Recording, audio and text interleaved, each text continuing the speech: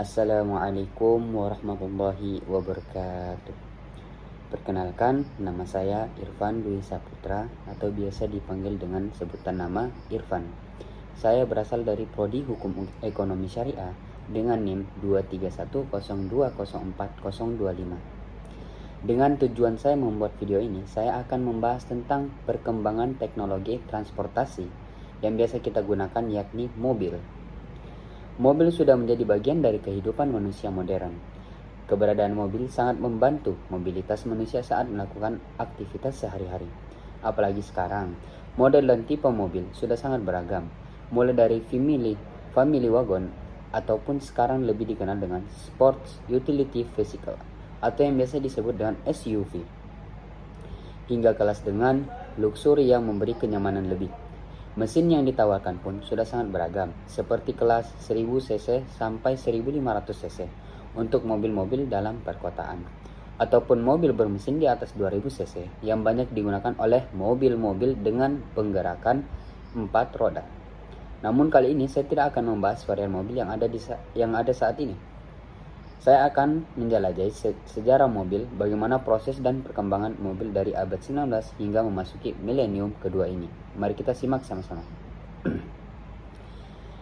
Pada pra 1880-an atau dekade 1880-an, jauh sebelum orang lain memikirkan sesuatu yang bisa membawa mereka ke tempat lain dengan lebih mudah, Leonardo da Vinci sudah membuat konsep mobil pada tahun 1478. Konsep ini belum menggunakan mesin dan masih berupa skets di atas kertas. Ratusan tahun kemudian, sebelum kendaraan bermesin mulai dibuat manusia, menggunakan mesin uap digunakan untuk membantu pergerakan kebutuhan militer Prancis pada tahun 1870-an dalam membawa peralatan perang. Mesin uap ini dibantu oleh 3 roda penggerak. Kecepatannya saat itu diyakini sama dengan kecepatan manusia saat berjalan. Penemuan mesin diesel pada 1882 menjadi babak penting dalam sejarah mobil, tepatnya pada Januari 1882, ketika sebuah mesin berbahan bakar solar mulai diperkenalkan dan kemudian banyak digunakan masyarakat. Saat pertama dibuat, mesin diesel ini muncul sebagai tonggak karena mampu membuat mesin yang lebih efisien dalam penggunaan bahan bakar. Mesin diesel terus dikembangkan dan masih tetap digunakan sebagai salah satu mesin mobil. Kita beralih kepada dekade 1900.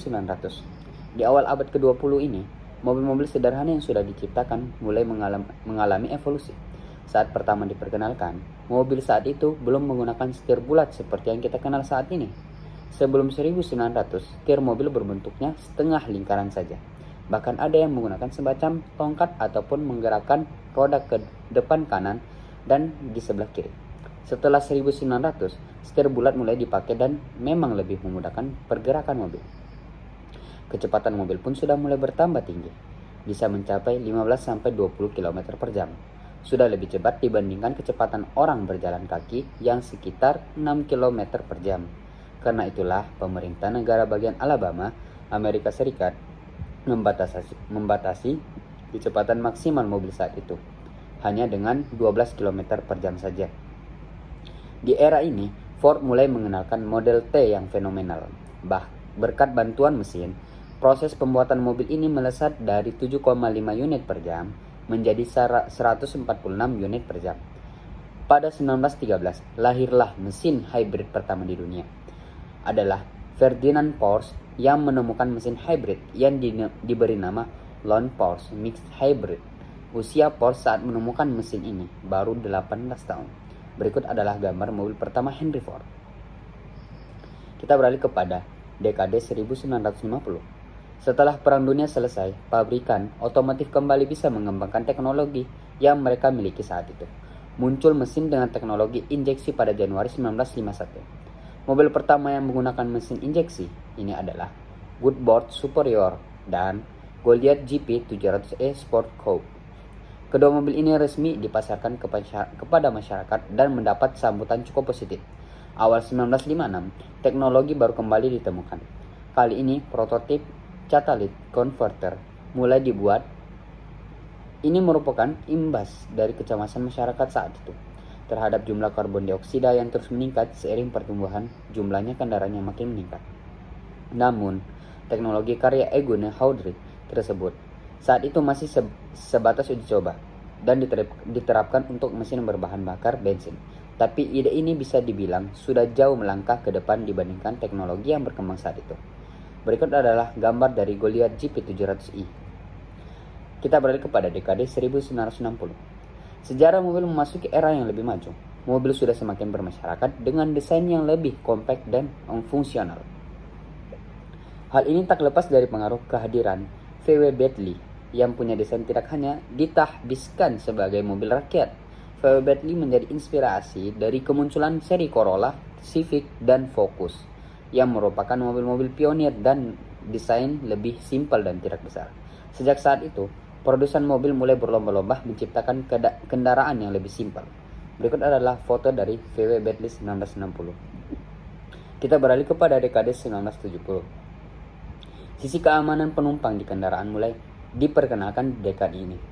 Dimulai dengan munculnya teknologi airbag pada 1974, ditambah dengan sabuk pengaman yang bisa membantu penumpang terhindar dari cedera parahnya saat mengalami kecelakaan. Hal ini tak lepas dari kecepatan mobil yang terus bertambah tinggi. Mesin-mesin yang digunakan pun kapasitasnya semakin besar yang berdampak dengan kecepatan maksimal yang lebih tinggi. Terbukti pada 1970. Sebuah kendaraan bermesin khusus mampu melesat hingga 1000 km per jam. Kendaraan yang diberi nama Blue Flame ini ditahbiskan sebagai kendaraan tercepat di bumi saat dilakukan tes di padang garam Bonneville, Utah, Amerika Serikat. Berikut adalah gambar dari wagon 1970.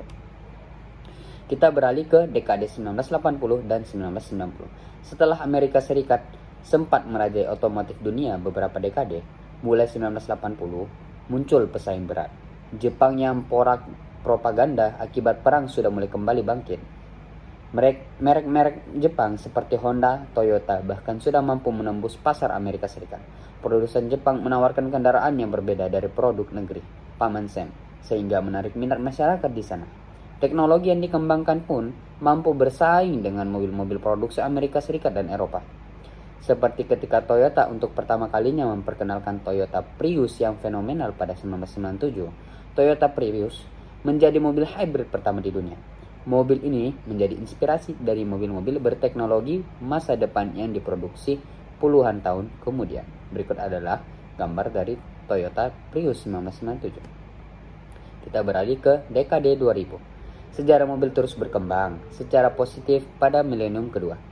Sejumlah teknologi terbaru hanya banyak yang bermunculan. Semua bertujuan untuk menciptakan kendaraan yang lebih efisien dan ramah lingkungan. Keinginan menciptakan kendaraan ramah lingkungan terlihat saat Peugeot mampu membuat pemerintah dan produsen otomotif di Eropa mulai menggunakan filter di mesin mobil. Penggunaan filter ini akhirnya menjadi keharusan bagi seluruh mobil produksi Eropa demi kesehatan para penumpang. Honda pun tak mau kalah.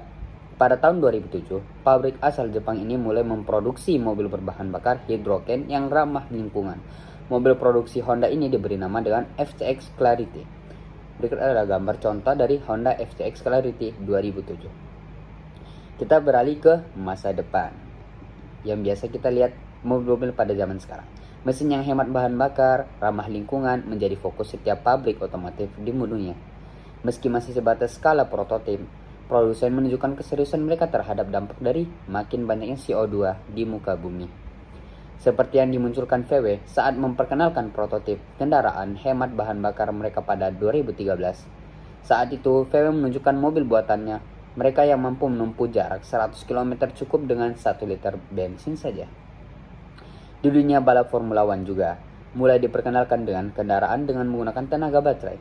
FIA selaku otoritas balap mobil dunia sudah mulai mengadakan event balap mobil listrik pada tahun 2014. Rencananya, pada tahun 2018 ini akan mulai diadakan balap mobil formula dengan mesin bertenaga listrik.